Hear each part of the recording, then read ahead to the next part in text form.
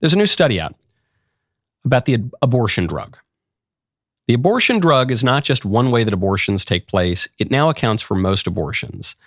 On the surface, at least 60% of abortions, I was speaking with a very prominent anti-abortion advocate who's really plugged in, and she seems to think that it's over 75% of abortions are now the abortion drug.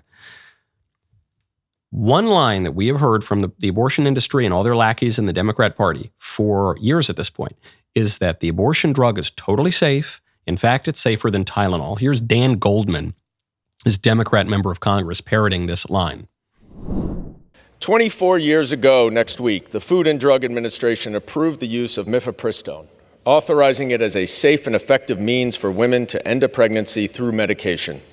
In the ensuing 2 decades, there has been no evidence that it is not effective, nor that it is dangerous in any way. It's actually safer than Tylenol. It's safer than Tylenol, we're told. Okay, so there's a study just came out from the Charlotte Lozier Institute. It's a peer-reviewed article published in the journal BioTech. So we're told that we have to respect peer review. This is peer-reviewed, and it shows that claim is totally bogus. There is no evidence whatsoever that the abortion drug is safer for women than Tylenol, and there's a lot of evidence that it's much less safe than Tylenol. It's obviously less safe, by the way, for the baby whom it kills.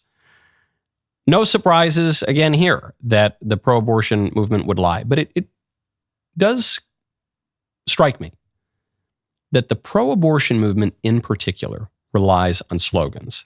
Slogans take place all over politics, but the pro-abortion movement in particular relies on slogans. And that the slogans in the pro-abortion movement are just completely false. They are just lies. Everyone's sloganeers, and sometimes they stretch the truth, and sometimes it's only a partial view of the truth. But when it comes to the abortion industry, they say, my body, my choice. But of course, the controversial aspect of abortion is not the woman's body, it's the baby's body. And that's not the woman's body, that's the baby's body.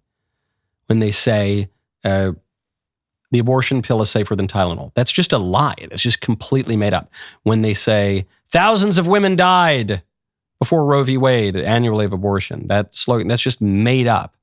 In fact, Bernard Nathanson, the leader of the pro-abortion movement, who then became a pro-life advocate, he was an abortionist himself, he admitted, he said, we just made that number out of thin air, the thousands of people, it's totally made up. The back alley abortions and the coat hangers and all that, it's just that sort of slogan that this was an epidemic, it's just totally made up. Not in reality. And when we talk about what Scott Pelley's so afraid of, the 60 Minutes guy in his commencement speech, he says, people are manipulating language to redefine reality. Well, who is most guilty of that? We all use euphemisms to some degree, but there's a big difference between saying that an old woman is a woman of a certain age, which is true, but a soft truth, rather than saying that she's a young man. That's a lie. And when the one political side in particular uses euphemisms to deny and, in fact, invert the truth, when the abortion industry can barely say the word abortion, never says the word baby just about, has to constantly be using manipulative language, dishonest language, false language to lie about what it's doing, I think it probably shows you that industry is doing something wrong. That political movement is doing something wrong. They're trying to hide something from people. And right now, the people seem to have caught it. And I think the jig is up. And that's why the Democrats are in this terrible, terrible problem right now, which is great news for the country. Did you like that clip? Be honest.